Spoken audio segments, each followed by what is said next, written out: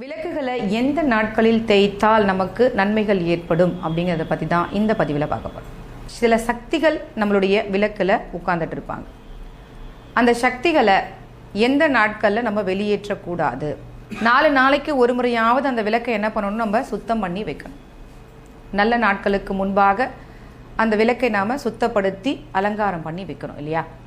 திங்கக்கிழமை நடுராத்திரியிலிருந்து புதன்கிழமை நடுராத்திரி வரைக்கும் குபேர தன தாட்சாயணி, அப்புறம் இந்த குககுரு தன தாட்சாயணி, இவங்க அதில் குடியிருப்பாங்களாம்.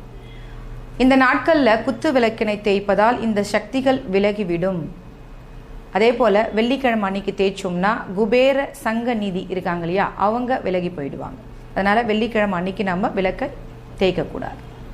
ஞாயிறு, திங்கள், வியாழன், சனிக்கிழமை இந்த நாட்களில் நம்ம விளக்கினை சுத்தம் செய்யும். விளக்குகளை எந்த நாட்களில் தேய்த்தால் நமக்கு நன்மைகள் ஏற்படும் அப்படிங்கிறத பற்றி தான்